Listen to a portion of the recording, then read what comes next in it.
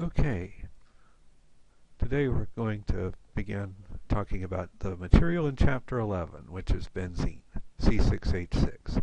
First, I'd like to outline a little bit of a historical perspective on benzene. Benzene in the 19th century was very confusing to a lot of people. Okay, one of the reasons is that because of its formula and its reactivity. You can tell from its formula here, C6H6. Okay, that's going to be a bit of a problem during these shows, that it's obviously quite an unsaturated molecule. Okay, we recall that the formula of alkanes is CnH2n plus 2. That's as many hydrogens as you could possibly hold, and with 6 carbons and a ring, you could probably hold as many as 12 hydrogens. It's obviously very unsaturated.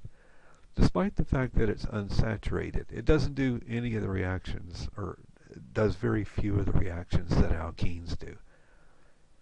For example, it's reactive to virtually all of the it's unreactive to virtually all of the reagents in Chapter 6. Let's just take bromine as an example. It doesn't react with bromine at room temperature. It will not react with bromine at all until you add a Lewis acid.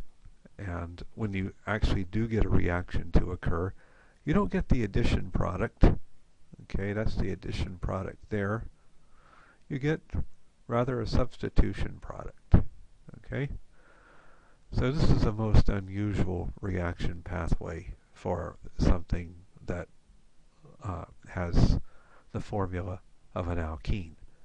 Okay, you probably heard the story about how all of this stuff came to Kekule in a dream concerning the structure. Okay, another thing about it, you can hydrogenate it, but it would require extreme pressure to actually get the hydrogenation process to occur. So it's not really going to be a very easy thing to do. Okay, let's look at what the structure that was finally arrived at. This supposedly came to Kekule in a dream. You've probably heard about this. He dreamed about snakes chasing their tail and came up with this structure, benzene, which I think most of you probably know, even to this day. This is the accepted structure of benzene. I've heard the dream was so that he didn't have to reference someone else. He could just attribute it to his dream.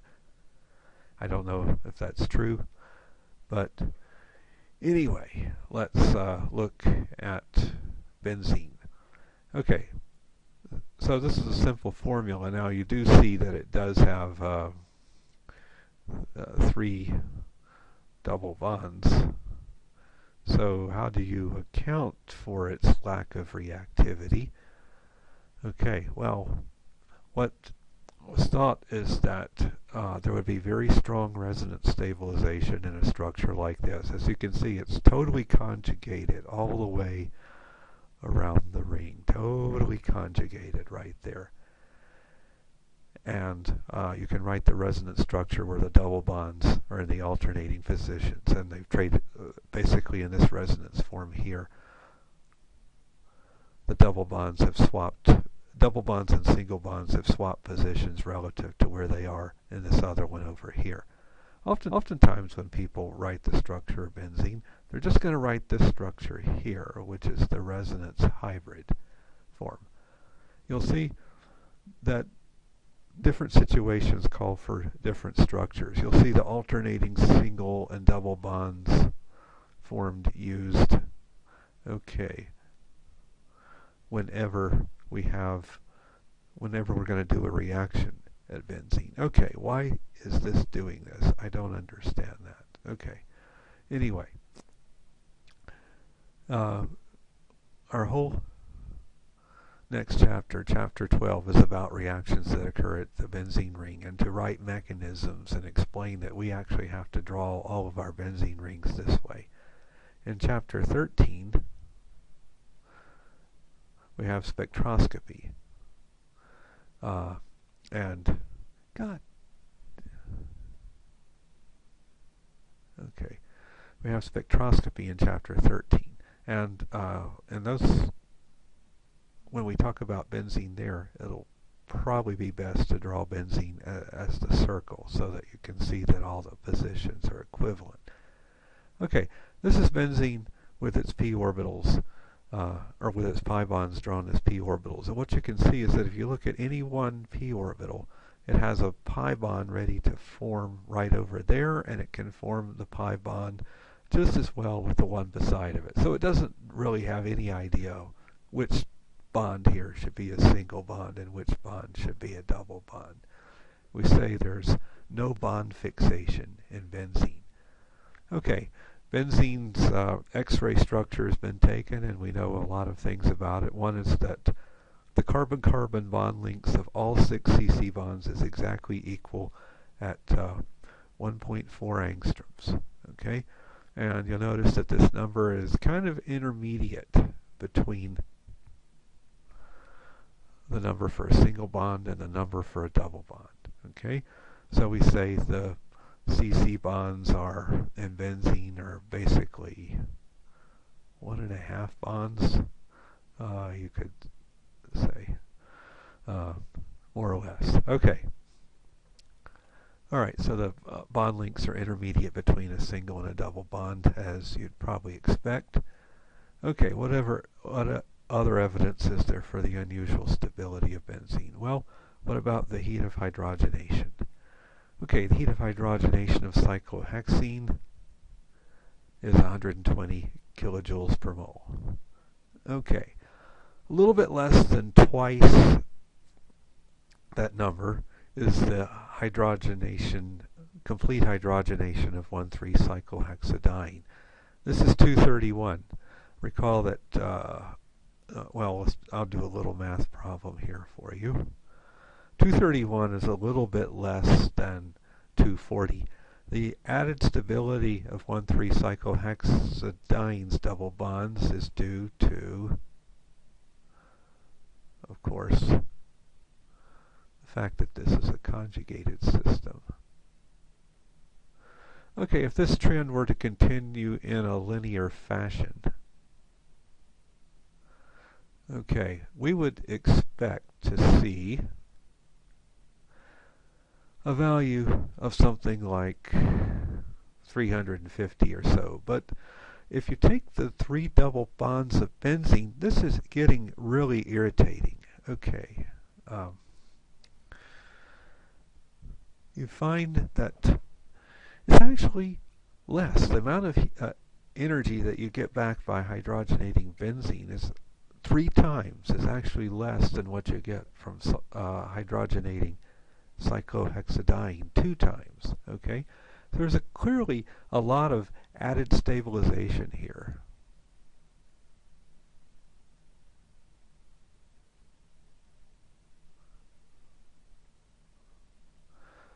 Okay, if you look at how much added stabilization, it's 350 minus 230 or so. We say that there's about 350 minus about 208 or something like that. So that there's about 150 or so kilojoules per mole of added stabilization. This stabilization, we're going to give it a special word here. It's going to be called aromaticity, or aromatic stabilization. This is by far the greatest stabilization influence you've seen to date. And by the way, this is more than resonance or conjugation would predict, right? Resonance and conjugation don't give us nearly this level of stability. This is the greatest stabilizing influence you've ever seen for any case for anything encountered in this class. Let's just compare that number with some things from the past. Okay, a primary versus a tertiary free radical. That difference is only about 10 kilojoules per mole. Okay, that's not even in the same ballpark is 150. A monosubstituted versus a tri-substituted alkene. Okay, again, it's not even close. 12 versus about 150 kilojoules per mole. So things want to become aromatic. When things become aromatic, they become a lot more stable than if they're not aromatic. Okay, we can fuse additional rings onto benzene rings. This is naphthalene. It has the formula C10H8. It's the chief ingredient in mothballs. Okay, we can draw the other resonance form for naphthalene.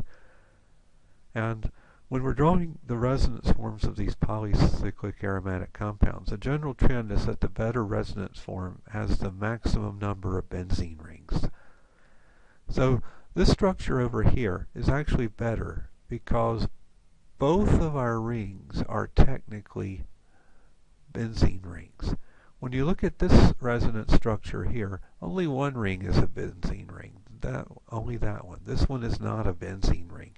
You don't have the double bond right here like you'd like to, so it's not there. Okay, because of that, this is the less stable resonance form. And we're going to see in Chapter 12 how we can explain a lot of the properties we associate with naphthalenes based on these resonance forms here. Okay, let's fuse another one on here. This is anthracene. This is C14H10. Anthracene's kind of unique here. We cannot draw an all-benzene resonance form. Let's look at the two resonance forms that we do have. There's a benzene ring there. There's a benzene ring there. But this is not a benzene ring. This is actually not as good a resonance form here because we have two rings that aren't benzene rings, yet only one that is. Okay, notice that also as we go from 2 fused rings to 3 fused rings, the amount of hydrogen per carbon is kind of dropping. And I'll get into the significance of that in just a second. Phenanthrene is where we fuse it in an angular fashion. It has the same formula as anthracene. It's isomeric with anthracene. Let me just say that this is linearly fused. Sorry, I forgot and left that out. Okay. In phenanthrene, we can, in fact, draw an all benzene resonance form here. As you can see here, every ring in phenanthrene is a benzene ring. Okay. Here's a problem for you. As we normally do in class, the best thing you can do right now is just push the pause button and try to do this problem yourself.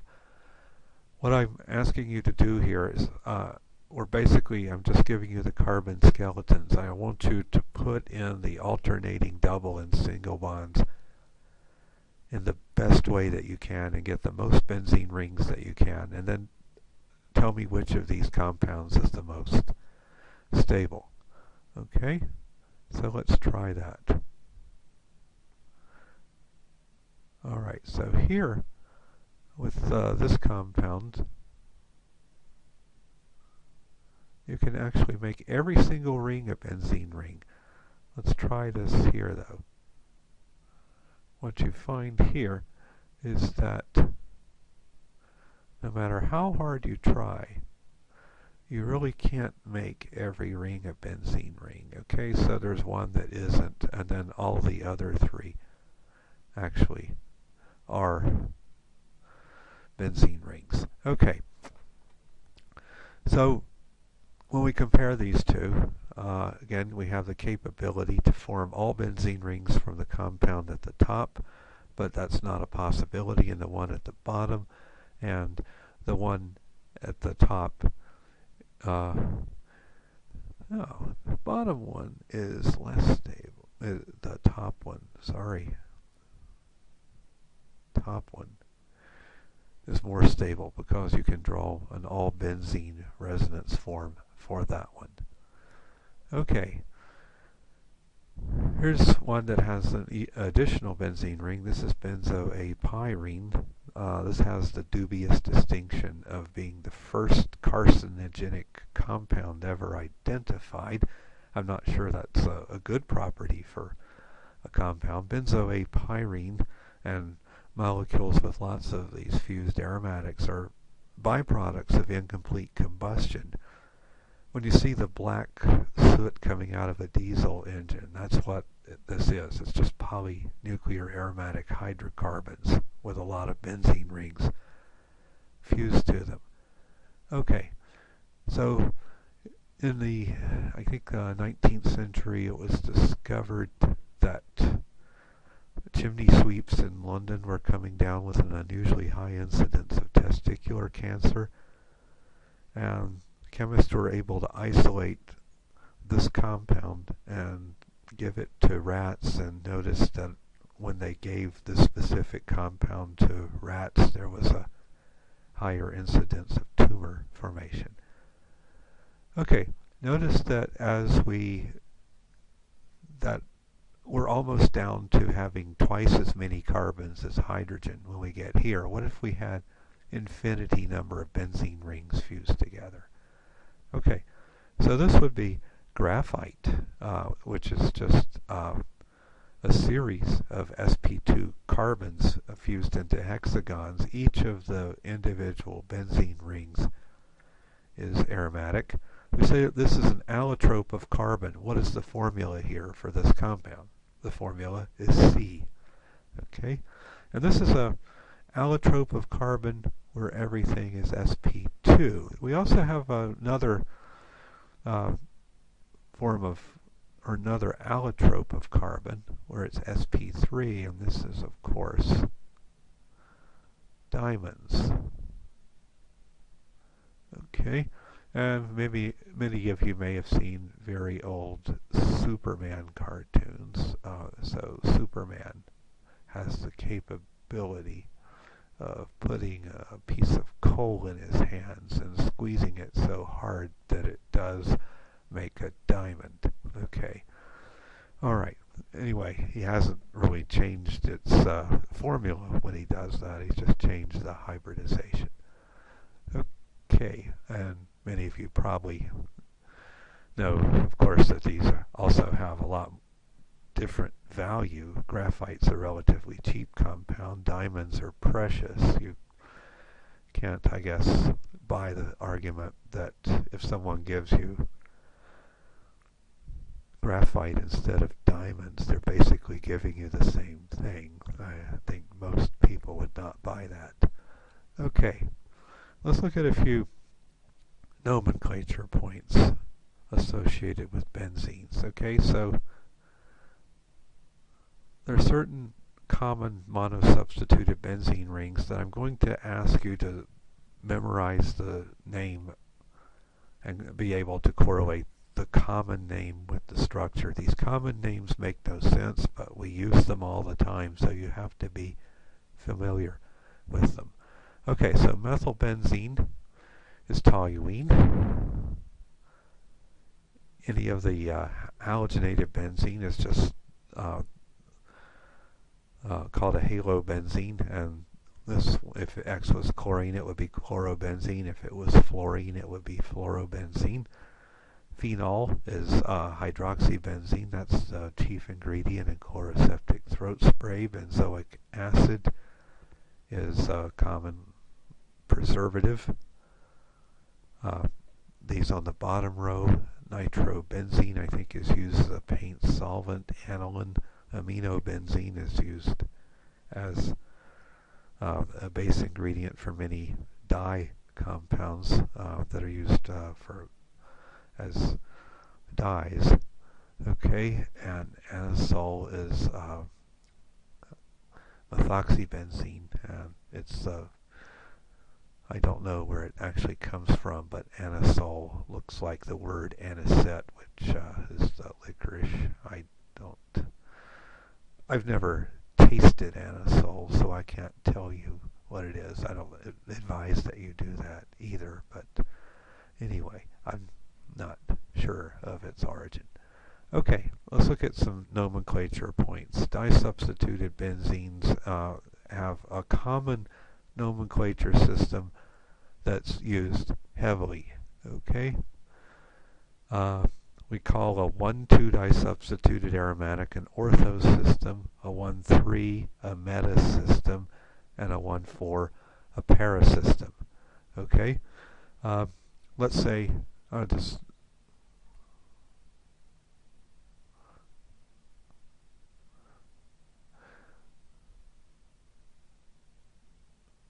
and when we get to chapter 12, we're going to use the words ortho, meta, and para a lot. Let's say we have a mono-substituted position. Y could be anything. This is the ortho position. This is the meta position. And this is the para position. Okay, so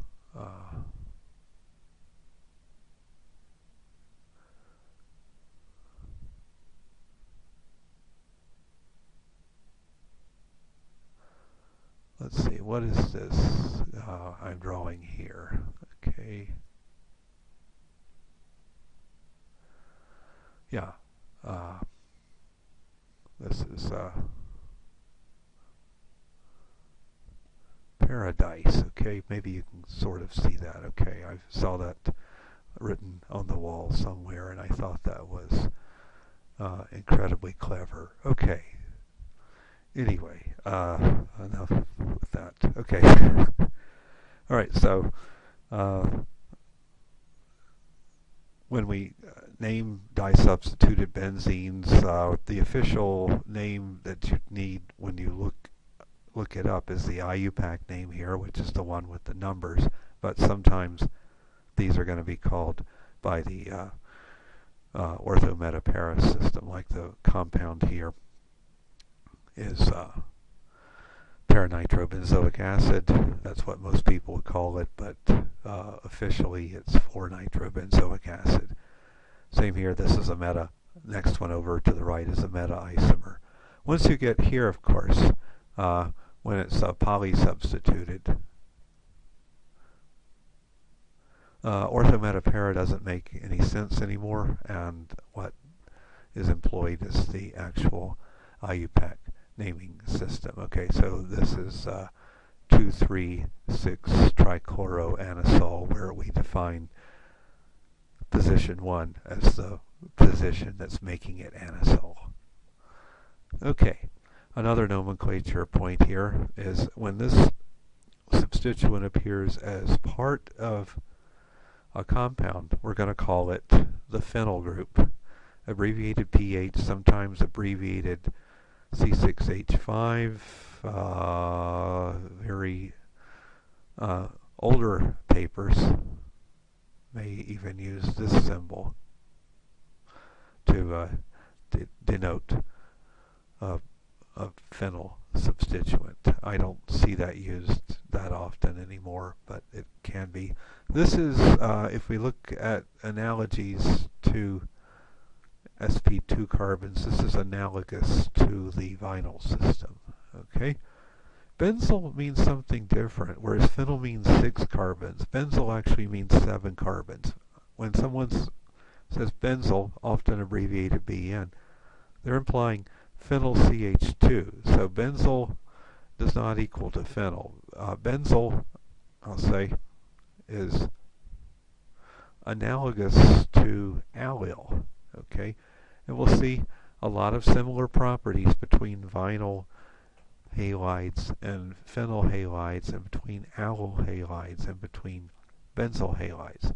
Okay, this is where this tape is going to end. We'll start tape 2, where we begin talking about reactions of the benzene ring. In chapter 11, the reactions we talk about are just going to be reactions we've already had for the most part. We're just going to look at how a phenyl ring in the vicinity affects them.